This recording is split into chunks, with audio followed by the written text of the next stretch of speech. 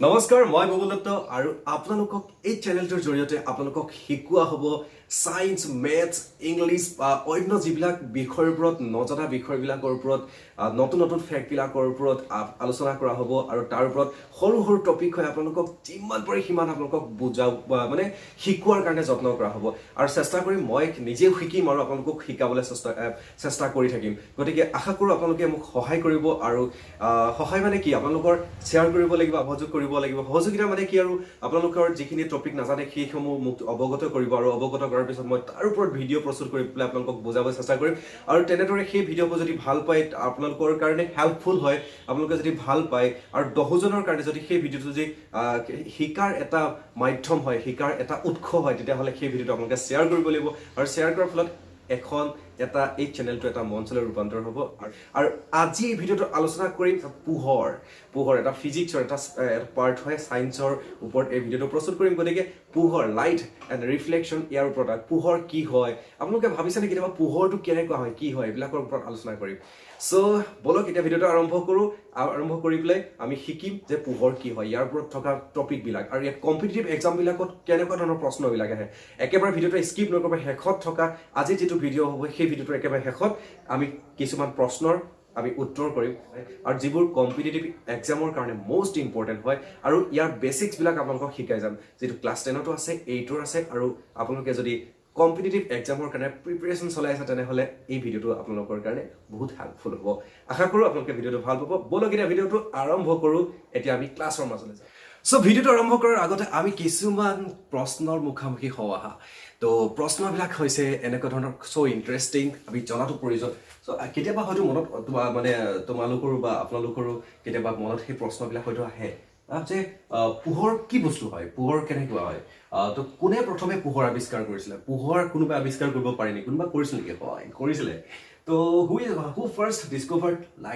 light কোনে Discover কৰিছিলে আৰু এটা প্ৰশ্ন আছে ইলেক্ট্ৰিক আৰ্ক লেম্প কি এইটো বাৰু আপোনালোকে শুনা নাই তথাপি ইলেক্ট্ৰিক আৰ্ক লেম্প কি এটা ইণ্টাৰেষ্টিং কথা হয় এইটোৰ লগত এইটো দুটা প্ৰশ্নৰ উত্তৰ মানে একেলগ হৈ আছে চ' কোনে ইলেক্ট্ৰিক আৰ্ক লেম্প তৈয়াৰ কৰিছিলে আৰু আপোনালোকৰ মনলৈ হয়তো কেতিয়াবা আহে যে পৃথিৱীত যদি গোটেই পোহৰে নাথাকে তেতিয়া কি হ'ব পোহৰ যদি নাই তেতিয়া কি হ'ব সো এনেকুৱা ধৰণৰ ফেক্টছ এনেকুৱা ধৰণৰ প্ৰশ্নবিলাকৰ উত্তৰ বিচাৰিম তো মই নহয় আপোনালোক মোৰ সৈতে থাকিব আমি একেলগে প্ৰশ্নবিলাকৰ উত্তৰ বিচাৰিম তাৰ কাৰণে আমি জানিব লাগিব কিছুমান বেছিক কনচেপ্ট কাৰণ যদি কনচেপ্টবিলাক আমি নাজানো তেতিয়াহ'লে আমি এইবিলাক প্ৰশ্নৰ উত্তৰ আমি বিচাৰিব নোৱাৰোঁ এইবিলাক বাৰু এক্সট্ৰা কিন্তু আমি পোহৰৰ ওপৰত বহু ধৰণৰ প্ৰশ্ন আছে যিবিলাক প্ৰশ্নৰ উত্তৰ আমাৰ কম্পিটিটিভ এক্সামবিলাকত আৰু আমাৰ স্কুলৰ এক্সামবিলাকত মানে আহি থাকে তো আমি সাধাৰণতে দেখিছোঁ যে কম্পিটিটিভ এক্সামবিলাকত এই ক্লাছ 7, 8, 9, 10 এনেকুৱা লেভেলৰ মানে টপিকবিলাকৰ ওপৰত ছাবজেক্টবিলাকৰ ওপৰত ছায়েন্স হওক মেথছ হওক আপুনি যদি ছায়েন্সৰ বিষয়বিলাক হওক বা এনভাইৰমেণ্টেল হওক বা মেথছ হওক এইবিলাক বিষয়ত মানে কি হয় তো সেই তেনেকুৱা লেভেলৰ ক্লাছ 8, 9, 10 এনেকুৱা লেভেলৰ পৰা সেই প্ৰশ্নবিলাক প্ৰায় অহা দেখা পাওঁ তো এতিয়া যিটো টেট পৰীক্ষা হৈ গ'ল ৰিচেণ্টলি যিটো টেট পৰীক্ষা হৈ গৈছে সেই টেট পৰীক্ষাটো তেনেকুৱা ক্লাছ 8, 9, 10ৰ তাৰ পৰাই প্ৰশ্নসমূহ কাটিছে গতিকে চি টেট হওক বা টেট হওক বা অন্য ধৰণৰ যিবিলাক কম্পিটিটিভ এক্সাম হওক সেই এক্সামবিলাকৰ কাৰণে প্ৰিপাৰেশ্যন কৰিবলৈ কাৰণে আপুনি কিন্তু কনচেপ্ট ক্লিয়াৰ কৰিব লাগিব চ' কনচেপ্টবিলাক ক্লিয়াৰ কৰিবলৈ হ'লে আমি কি কৰিব লাগিব সৰু সৰু টপিকবিলাক আমি প্ৰথমে পঢ়ি যাব লাগিব চ' ভিডিঅ'টো আপোনালোকৰ কাৰণে দুইটা শ্ৰেণীৰ কাৰণে এটা হৈছে কম্পিটিটিভ এক্সাম আপোনালোকে যদি প্ৰিপাৰেশ্যন কৰিছে তেতিয়া আপোনালোকক এই ভিডিঅ'টো বহুত হেল্প কৰিব আৰু যদি তুমি ক্লাছ 8, 9, 10ৰ ল'ৰা ছোৱালী হয় তেতিয়াহ'লে তোমাৰ কাৰণে এই ভিডিঅ'টো বহুত হেল্প কৰিব কাৰণ পোহৰ যিটো চেপ্টাৰটো আছে সেইটো ক্লাছ 8তো আছে তোমালোকৰ আৰু ক্লাছ 10তো আছে গতিকে পোহৰ চেপ্টাৰটো যদি আছামিছো যদি তোমালোকে বুজি পোৱা নাই সৰু টপিকবিলাকত মই বুজাই দিব ট্ৰাই কৰিম গতিকে ভিডিঅ'টো যদি ভাল পোৱা যদি তোমালোকক যদি হেল্প কৰিছে কেনেবাকৈ তেতিয়াহ'লে তোমালোকে কি কৰিব মোক অকণমান সহায় কৰিব লাগিব সহায়টো বেলেগ একো নহয় লাইক কৰিব লাগিব শ্বেয়াৰ কৰি দিব লাগিব আৰু যদি নিজে যদি উপকৃত হৈছে তেতিয়াহ'লে আৰু 10জনে যদি উপকৃত হ'ব পাৰি সেইটো এটা বহুত ভাল এটা কথা হৈ পৰিব চবেই শিকিব পাৰিব গতিকে ভিডিঅ'টো সকলোৱে শ্বেয়াৰ কৰি দিব শ্বেয়াৰ কৰি দিয়াৰ ফলত তো এতিয়া আমি ভিডিঅ'টোৰ মূল অংশলৈ যাওঁ আৰু আমি শিকোঁ বেছিক কনচেপ্ট ব'লা এতিয়া আৰম্ভ কৰোঁ তো পোহৰ তো ফাৰ্ষ্ট অফ অল আমি একেবাৰে আৰম্ভ কৰোঁ পোহৰ আমি ইতিমধ্যে শিকিছোঁ যে পোহৰ এবিধ শক্তি তো পোহৰ হৈছে এবিধ শক্তি তো ইয়াত পোহৰ আমি কওঁ যে পোহৰৰ উৎস দেট মিনছ কি হয় উৎস ক'ৰ পৰা বস্তুটো উৎপত্তি হয় উৎসটো বিচাৰ কাৰণ আমি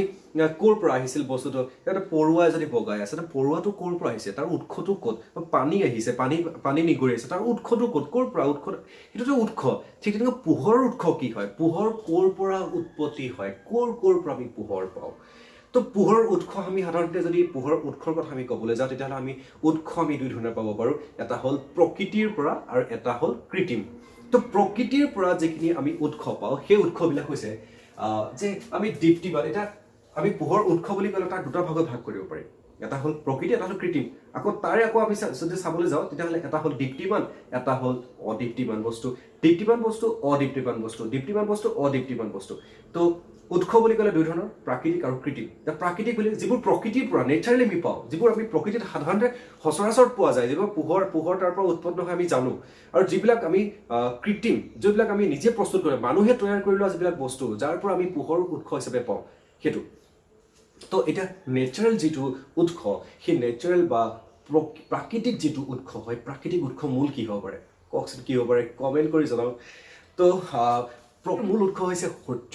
আমি সূৰ্য যদি নাথাকে তেতিয়াহ'লে আমি সূৰ্যৰ পৰা পোহৰ নাপাম আৰু পোহৰ যদি নাপাওঁ তেতিয়াহ'লে কি নহ'ব গছে খাদ্য প্ৰস্তুত কৰিব নোৱাৰিব সালোক সংশ্লেষণ প্ৰক্ৰিয়া সম্পন্ন নহ'ব গতিকে তাৰ পৰা যেতিয়া শক্তি উৎপন্ন নহ'ব তেতিয়া গছবিলাক নাথাকিব গতিকে সূৰ্য হৈছে মূল উৎস আৰু সূৰ্যৰ পোহৰৰ পৰা বহু আমি সূৰ্যৰ পোহৰ যদি নাথাকে তেতিয়া আমি প্ৰাণীকণো আমি সূৰ্যৰ পোহৰৰ ওপৰত নিৰ্ভৰ কৰোঁ গোটেই পৃথিৱীয়ে নিৰ্ভৰ কৰে গোটেই সৌৰজগতে নিৰ্ভৰ কৰে সূৰ্যৰ পোহৰৰ ওপৰত গতিকে লাইট আমাক লাগিবই তো এইবিলাক হৈছে কৃত্ৰিম উৎস তো এতিয়া আমি সেই দীপ্তিমান বস্তু আৰু অদীপ্তিমান বস্তু কি ইটোৰ লগত ইটো ৰিলেটেড হয় অকণমান ছেম হয় কিন্তু অকণমান সম্পূৰ্ণ একেই নহয় দীপ্তিমান বস্তু মানে হৈছে যে ই হৈছে উৎস যে প্ৰাকৃতিক আৰু স্বাভাৱিক প্ৰাকৃতিক আৰু মানে কৃত্ৰিম কিন্তু ইয়াত দীপ্তিমান বুলি ক'লে মানে বস্তু আৰু অদীপ্তিমান বুলি ক'লে বস্তুবিলাক এনেকুৱা বুজা যায় দীপ্তিমান বুলি ক'লে মানে দীপ্তিমানৰ ভিতৰত এই প্ৰাকৃতিক আৰু দীপ্তিমান বস্তুৰ ভিতৰত এই প্ৰাকৃতিক আৰু কৃত্ৰিম দুটা সোমাই থাকে কিন্তু অদীপ্তিমানত কি যাৰ নিজা পোহৰ নাই যিবোৰ বস্তুৱে নিজৰ পোহৰ দিব নোৱাৰে নিজে পোহৰ সৃষ্টি কৰিব নোৱাৰে তেনেকুৱা বস্তুবিলাকক কি বুলি কোৱা হয় অদীপ্তিমান বস্তু বুলি কোৱা হয় আৰু যিবোৰ বস্তুৰ পৰা পোহৰ নিগৰি পোহৰ সৃষ্টি কৰিব পাৰে পোহৰ পাওঁ আমি সেই বস্তুবিলাকক দীপ্তিমান বস্তু বুলি ক'ব পাৰি যেনেকৈ আমি স্বাভাৱিক যিবিলাক আমি যেনেকৈ লাইটৰ বাল্ব মমৰ শিখা এইবিলাক হ'ব পাৰে বা সূৰ্যটো হ'ব পাৰে তৰা হ'ব পাৰে এইবিলাক কৃত্ৰিম উৎস বা প্ৰাকৃতিক উৎসবিলাক আমি এই গোটেইবিলাককে আমি দীপ্তিমান বস্তুৰ ভিতৰত আমি ধৰিব পাৰোঁ তো আপোনালোকে শিকিলে যে দীপ্তিমান বস্তু আৰু অদীপ্তিমান বস্তু কি তো এইকেইটা আমি পইণ্ট শেষ কৰিছোঁ তো পোহৰৰ বেগ ইংৰাজীত কোৱা হয় ভেলচিটি বেগটোক কোৱা হয় ভেলচিটি অফ লাইট তো পোহৰৰ বেগ কিমান স্পীডত যাব পাৰে পোহৰ আৰু মানে চবকে এটা ডাঙৰ কুৱেশ্যনটো কি যে প্ৰকৃতিত সকলোতকৈ বেছি বেগী কোন নেচাৰত সকলোতকৈ বেগী কোন হয় নেচাৰত সকলোতকৈ বেগী হয় পোহৰ আমি ক্ৰুংকৈ গাজনি মৰাৰ পিছত কি আমি প্ৰথমতে কিন্তু বিজুলীটো পাওঁ তাৰপিছত আমি শব্দটো শুনা পাওঁ তাৰমানে কি হয় পোহৰে ইমান ফাষ্ট আহে পোহৰটো আমাৰ প্ৰথম পাওঁ তাৰপিছতে আমাৰ কি হয় আমি শুনি পাওঁ সেই গাজনিৰ অৰ্থাৎ শব্দটো শুনি পাওঁ শব্দ পোহৰতকৈ পিছত আহে শব্দতকৈ পোহৰৰ বেগটো বেছি অৰ্থাৎ বায়ুত মানে বায়ুশূন্য মাধ্যমত যদি যে এটা মাধ্যম বুলি ক'লে এতিয়া মাধ্যমৰ কথা আহিলে আমি মাধ্যমটো শিকি লওঁ পিছত আহিলোঁ তো মাধ্যম শিকাৰ আগত এইটো টপিকটো আমি শেষ কৰি যাওঁ তো মাধ্যমটো আমি শিকিম তো মাধ্যম বুলি ক'লে মই থ্ৰতে কৈছোঁ যে বায়ুশূন্য মাধ্যম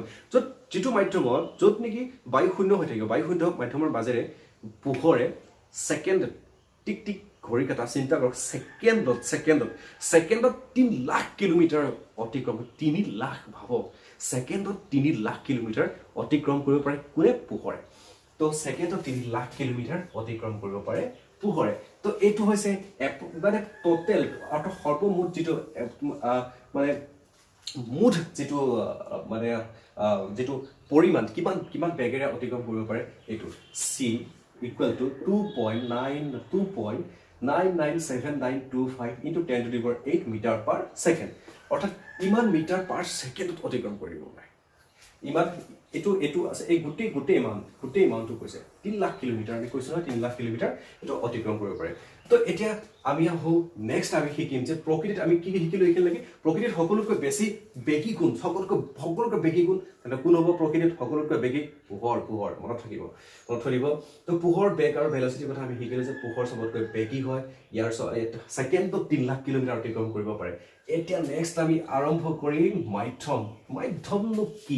কি হয় মাধ্যম কি বস্তু হয় ইয়াৰ পৰা এটা আমি শিকিম মাধ্যম ওকে তো মাধ্যম বুলি ক'লে কি বুজি পাও মাধ্যম যাৰ মাজেৰে গতি কৰিব পাৰে যাৰ ওপৰে হওক যাৰ মাজেৰে হওক গতি কৰিব পাৰে এটা মাধ্যম বুলি ক'লে এটা সাপোজ এটা মই ভিডিওটো প্ৰস্তুত কৰি আছো ভিডিওটো কাৰ মাধ্যমেৰে প্ৰস্তুত কৰিছো মোবাইলটোৰ মাধ্যমেৰে প্ৰস্তুত কৰি আছো মই এটা আপোনালোকে দেখি আছে মই আপোনালোকক টিচিং কেনেকৈ কৰি আছো এই কলমডাল এডাল স্কেচ পেনডাল আৰু এইখন বৰ্ডৰ জৰিয়তে মই আপোনালোকক কি কৰিছো টিচিং কৰিছো কাৰ মাধ্যম এইটো মাধ্যম তো পোহৰ বা অন্য শক্তি বা যিকোনো এনাৰ্জি বিলাক শব্দ হওক পোহৰ হওক বিদ্যুৎ হওক কিছুমান বস্তুৰ মাজেৰে পাৰ হৈ যাব পাৰে কিছুমান বস্তুৰ মাজেৰে প্ৰকৃতি তেনেকুৱা বস্তু বুলি কোৱাৰ লগে লগে আমি মাধ্যম বুলি কোৱাৰ লগে লগে বহু আমি বুজিব পানী বুজিব পাৰোঁ যেনেকৈ আমি কাঁচ মানে হৈছে চিচাৰ আমি যিটো গ্লাছ বুলি কওঁ ইংৰাজীত তো আমি চিচা বা কাঁচক আমি বুজিব পাৰোঁ পানীক বুজিব পাৰোঁ বায়ুক বুজিব পাৰোঁ আমি কাঠ এটা মাধ্যম হ'ব পাৰে এটা বালি এটা মাধ্যম হ'ব পাৰে পানী এটা মাধ্যম হ'ব পাৰে মাটি এটা মাধ্যম হ'ব পাৰে প্লাষ্টিক এটা মাধ্যম হ'ব পাৰে লো এটা মাধ্যম হ'ব পাৰে শু এটা মাধ্যম হ'ব পাৰে এই বস্তু সকলোবিলাক মাধ্যম গতিকে সেইবিলাকেই হৈছে মাধ্যম এতিয়া মাধ্যম বুলি ক'লে আমি কি বুজি পোহৰৰ ক্ষেত্ৰত সাধাৰণতে মাধ্যমৰ কথা বুলি ক'লে আমি পোনে বুজি পাম যে পানীৰ কথা বুজি পোৱা হ'ব কাঁচৰ কথা কোৱা হ'ব বায়ু সাধাৰণতে এইকেইটা টপিকৰ ওপৰত বেছিকৈ আলোচনা কৰা হয় সেয়ে মই এইকেইটা টপিকৰ লিখি দিছোঁ মানে এইকেইটা মাধ্যম এইকেইটাকে আমি চিলেকশ্যন কৰি দিছোঁ যে পানী কাঁচ আৰু বায়ু মাধ্যম এতিয়া পানী মাধ্যম তো এই গোটেইকেইটা মাধ্যমৰ যি মানে এতিয়া আলোকীয় পদাৰ্থ কাক কয় যে পোহৰ মানে যি পদাৰ্থৰ মাজেৰে পাৰ হৈ যাব পাৰে মানে ইজিকৈ পাৰ হৈ যাব পাৰে তেনেকুৱা পদাৰ্থবিলাকক সাধাৰণতে কি বুলি কোৱা হয় আলোকীয় পদাৰ্থ বুলি কোৱা হয় মনত ৰাখিব যে পোহৰ যিবিলাক পদাৰ্থৰ মাজেৰে পাৰ হৈ যাব পাৰে তেনেকুৱা পদাৰ্থবিলাকক কোৱা হয় আলোকীয় পদাৰ্থ বুলি কোৱা হয় আৰু মাধ্যম বুলি ক'লে আমি এইবিলাকক বুজিম পানী মাধ্যম কাঁচ মাধ্যম বায়ু এইবিলাক হৈছে সকলোবিলাক একোটা মাধ্যম এইবিলাক চব মাধ্যম হয় তো এটা মাধ্যম আৰু পোহৰৰ মাজত এটা সম্পৰ্ক পোহৰে সকলো মাধ্যমৰ মাজেৰে সমভাৱে মানে তাৰ বেগটো বেলেগ এতিয়া যদি বায়ু মাধ্যমত বায়ু শূন্য মাধ্যমত বেলেগ হ'ব বায়ু মাধ্যমত বেলেগ হ'ব পানীৰ মাধ্যমত বেলেগ হ'ব এতিয়া বায়ু মাধ্যমৰ কথা যদি আমি কওঁ এতিয়া বায়ু শূন্য মাধ্যমত যদি এটা বায়ু শুদ্ধ মাধ্যমৰ কাৰণে বেগটো বহুত বেছি মানে বহুত বেছি বায়ু মাধ্যমৰ মাজতে বহুত বেছি বেগাই যাব পাৰে পোহৰে কিন্তু সি যদি বহুত দূৰলৈকে যাবলগীয়া হয় তেতিয়াহ'লে তাৰ বেগৰ পৰিমাণটো হ্ৰাস হৈ যাব কমি যাব বহুত যদি ডিষ্টেন্সটো যদি বেছি হৈ যায় যদি সাপোজ পোহৰটো ইয়াৰ পৰা উৎসৰ পৰা ইয়াৰ ডিষ্টেন্সটো যদি ওচৰতে আছে ইয়াৰ পৰা পোহৰ পৰিছে সাপোজ এইটো টৰ্চ লাইট হয় এই টৰ্চ লাইটটোৰ পোহৰ ইয়াত পৰিছে যদি ডিষ্টেন্সটো বহুত বেছি হয় যদি গৈ থাকে তেতিয়াহ'লে কি হ'ব তাৰ পৰা পোহৰৰ বেগৰ পৰিমাণটো লাহে হ্ৰাস হৈ কমি আহিব তো এতিয়া আমি মাধ্যমৰ কথা বুজি পালোঁ মাধ্যম আৰু পোহৰ মাধ্যমত মানে কি হয় মাধ্যম অনুসৰি পোহৰৰ বেগ বেলেগ হয় সেইটো কথা আপোনালোকে শিকি ল'ব সেইকাৰণে মনত ৰাখি থৈ দিব এতিয়া সমসত্ব মাধ্যম কি বস্তু সকলো দিশতে সমভাৱে গতি কৰে অৰ্থাৎ মানে সমসত্ব মাধ্যমবোৰ কি সকলো দিশতে সমভাৱে গতি কৰে যিটো মাধ্যমৰ মাজেৰে সমভাৱে গতি কৰিব পাৰে বায়ু মাধ্যমত পোহৰে সমভাৱে গতি কৰিব পাৰিব সি গতিকে তাক আমি সমসত্ব মাধ্যম বুলি ক'ম এতিয়া পানী মাধ্যমত ঠিক কাঁচ মাধ্যম ঠিক তেনেকুৱা সি সমভাৱে গতি কৰিব পাৰে গতিকে তেনেকুৱা মাধ্যমবিলাকক আমি সমসত্ব মাধ্যম বুলি ক'ম তো মনত থৈ দিব তাৰপিছত আহিলে কম ঠাইত বায়ু সমসত্ব মাধ্যম এতিয়া কম ঠাইত সমসত্ব এতিয়া বায়ুক যদি কোৱা হয় বায়ু সমসত্ব মাধ্যম হয় নে নহয় যদি কোৱা হয় এটা প্ৰশ্ন কৰা হয় তেতিয়াহ'লে কনফিউজন হ'ব লাগিব যে এটা প্ৰশ্নটো চাব লাগিব যে কেনেকুৱা প্ৰশ্ন সুধিছে যে প্ৰশ্নটো সুধিছে নেকি যে এটা কম ঠাইৰ কথা সুধিছে নে বেছি ঠাইৰ কথা সুধিছে এটা আমি জানিব লাগিব কাৰণ বায়ু মাধ্যমটো পোহৰৰ কাৰণে এটা সমসত্ব মাধ্যমো হয় আৰু এটা অসমসত্ব মাধ্যমো হয় কাৰণ কম ঠাইৰ ক্ষেত্ৰত বায়ু সমসত্ব মাধ্যম হ'ব আৰু কিন্তু দীৰ্ঘ পথত ই অসমসত্ব মই যে এই মাত্ৰ কৈ গ'লো যদি বেছি দূৰলৈ যাবলগীয়া হয় ডিষ্টেন্স যদি বেছি হৈ যায় তেতিয়াহ'লে কি হ'ব সি এটা অসমসত্ব মাধ্যম হ'ব তো আমি এইখিনিলৈকে এটা শিকিছোঁ যে সমসত্ব মাধ্যম আৰু অসমসত্ব মাধ্যম শিকিছোঁ মই থ্ৰুতে অকণ ৰিপিট কৰি যাওঁ যে উৎস বুলি ক'লে কি বুজি পাম কৃত্ৰিম আৰু আহিলে কৃত্ৰিম আৰু প্ৰকৃতিত পোৱা যিবিলাক উৎস সেইবিলাক যেনেকৈ প্ৰকৃতিত পোৱা জোনাকী পৰুৱা তৰা এইবিলাক সূৰ্য কাৰণ কৃত্ৰিম উৎস কিবিলাক মম হ'ব পাৰে লাইট হ'ব পাৰে চাকি হ'ব পাৰে এইবিলাক চব কৃত্ৰিম দীপ্তিমান যাৰ পোহৰ ওলায় অদীপ্তিমান যাৰ পোহৰ নোলায় পোহৰ বেগ বুলি ক'লে তাত ছেকেণ্ডত পোহৰে বায়ু মাধ্যমৰ মাজত 3 লাখ কিলোমিটাৰ অতিক্ৰম কৰিব পাৰে প্ৰকৃতিত সকলোতকৈ বেগী হৈছে পোহৰ তো এইখিনি কথা মাধ্যম বুলি ক'লে আমি পানী মাধ্যম যাৰ মাজেৰে পোহৰ গতি কৰিব পাৰে যি মাধ্যমৰ মাজেৰে গতি কৰিব তাকে মাধ্যম হৈছে এতিয়া কাঁচ পানী মাধ্যম কাঁচ মাধ্যম বায়ু মাধ্যম এইবিলাক যি আৰু আলোকীয় পদাৰ্থ কি হয় যিবোৰ পদাৰ্থৰ মাজেৰে কি হয় মানে পোহৰে সহজে পাৰ হৈ যাব পাৰে সেইবিলাকক আলোকীয় পদাৰ্থ বুলি কয় সমসত্ব মাধ্যম বুলি ক'লে যি পদাৰ্থৰ মাজেৰে পোহৰে মানে সমভাৱে গতি কৰিব সমানভাৱে গতি কৰিব পাৰে সেইবিলাকক আমি সমসত্ব মাধ্যম বুলি কওঁ এতিয়া বায়ু মাধ্যমক সমসত্ব মাধ্যম বুলি কোৱা হয় অসমত্ব মাধ্যম বুলি কোৱা হয় কাৰণ সমসত্ব এইটো কাৰণে যদি কম ডিউৰেশ্যনত কম ডিষ্টেঞ্চত সি সমসত্ব হ'ব বেছি ডিষ্টেঞ্চত কি হ'ব সি অসমত্ব হ'ব তো নেক্সট এটা আমি শিকিম ইয়াৰ পিছত আহিব ৰশ্মি কি হয় ৰেখা কি হয় অভিসাৰী ৰশ্মি কি হয় অপসাৰী ৰশ্মি কি হয় এই টপিকটো আমি শিকিম তো এতিয়া আহক আমি এই বিষয়ে আলোচনা কৰোঁ ইয়াৰ নেক্সট টপিকটো আমি আৰম্ভ কৰাৰ আগতে এটা অনুৰোধ আপোনালোকৰ কাৰণে যদি আপোনালোকে ভিডিঅ'টো চাই যদি আপোনালোকে উপকৃত হৈছে ভাল পাইছে তেতিয়াহ'লে আপোনালোকে যদি নতুন আলহী মোৰ এই চেনেলটোৰ কাৰণে তেতিয়া ছাবস্ক্ৰাইব এটা কৰি দিবলৈ নাপাহৰিব কিন্তু ছাবস্ক্ৰাইব এটা কৰক প্ৰথমে ছাবস্ক্ৰাইব এতিয়াই কৰি লওক ছাবস্ক্ৰাইবটো তো তাৰপিছত এতিয়া আমি আহোঁ যে ৰশ্মি কি হয় ৰশ্মি হৈছে ৰশ্মি তাৰমানে আমি হৰলেখা এটা যদি অংকন কৰোঁ দুইফালে কাৰচিন থাকে তো ৰশ্মিবিলাকৰ এটা দিশে কাৰচিন থাকিব এনেকৈ ৰশ্মিবিলাক ষ্ট্ৰেইট মানে আমি পোহৰবিলাকৰ যেতিয়া পোহৰ গতি কৰে ষ্ট্ৰেইট ৰশ্মিৰ দ্বাৰা আমি নিৰ্দেশ কৰোঁ যাতে এটা কাৰচিনৰ দ্বাৰা ৰশ্মি এইবিলাক ৰশ্মি বুলি কোৱা হয় আৰু এতিয়া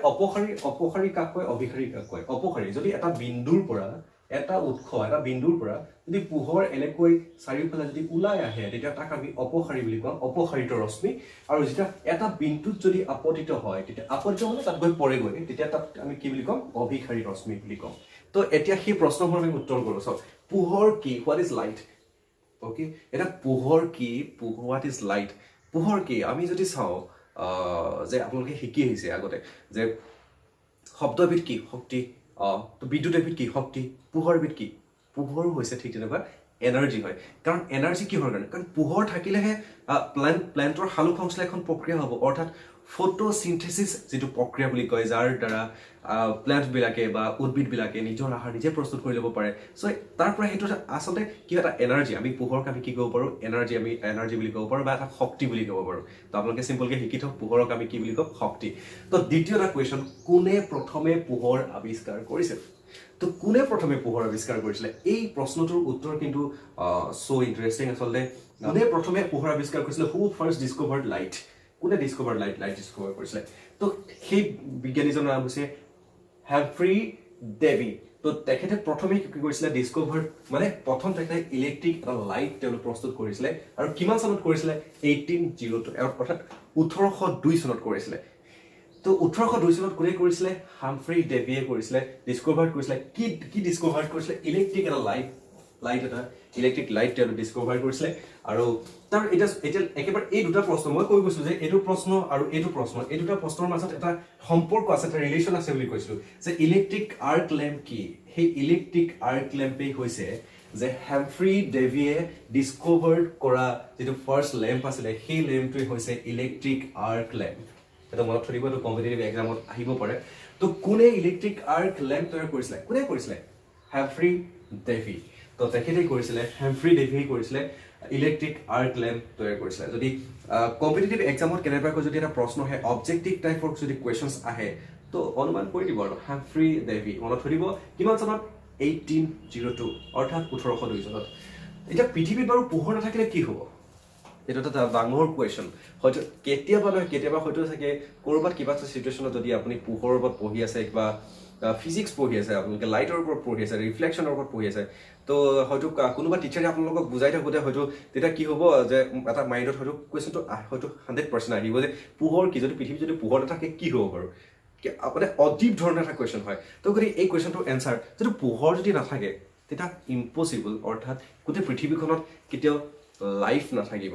লাইফ মানে জীৱ কেতিয়াও নাথাকিব জৈৱ বৈচিত্ৰ্য নাথাকিব কাৰণ তাত প্লেণ্ট নাথাকিব কিয় প্লেণ্ট নাথাকিব উদ্ভিদ কেতিয়াও নাথাকে কাৰণ উদ্ভিদ কেতিয়াও থাকিব নোৱাৰে উদ্ভিদ থাকিব এইটো কাৰণে নোৱাৰে কাৰণ উদ্ভিদে কি কৰে উদ্ভিদে সাধাৰণতে কি কৰে উদ্ভিদে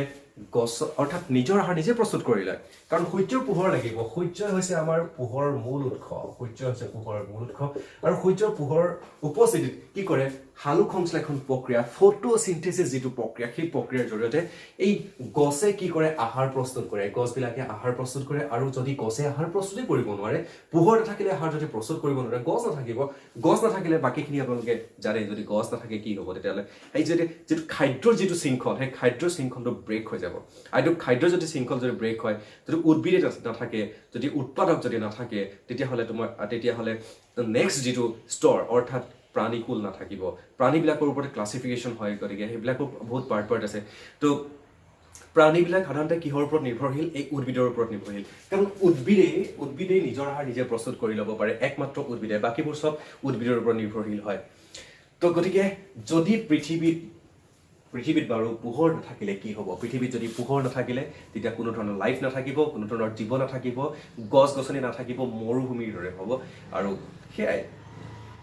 So এতিয়া বলক আমি নেক্সট যিখিনি কম্পিটিটিভ এক্সামৰ কাৰণে যিখিনি কোৱেশ্চন মোস্ট ইম্পৰ্টেন্ট কোৱেশ্চন হয় যিখিনি আমি বেসিক অলৰেডি শিকিলো আমি ভিডিওটোত আগতে শিকি আহিছো তো সেই কোৱেশ্চন বিলাক আমি এতিয়া আলোচনা কৰিম আৰু কোনটো কোৱেশ্চন হয় আপোনালোকে নিজকে এটা মক টেষ্ট হিচাপে কৰিব পাৰে আৰু নিজকে আপোনালোকে শিকিলে না নাই ভিডিওটোৰ পৰা হেতুত আপোনালোকে টেষ্ট কৰিব পাৰিব গতিকে বলক আমি দেৰি নকৰো পুনে আমি আৰম্ভ কৰো সেই সেকশন যি ইম্পৰ্টেন্ট কম্পিটিটিভ এক্সামৰ কাৰণে প্ৰকৃতিত বেগী বুলি কাক কোৱা হয় তো কাক কোৱা হয় শব্দক কোৱা হয় তাপক কোৱা হয় বিদ্যুতক কোৱা হয় পোহৰক কোৱা হয় কাক কোৱা হয় সো আমি পোহৰ পৰিনো পোহৰে হ'ব পোহৰ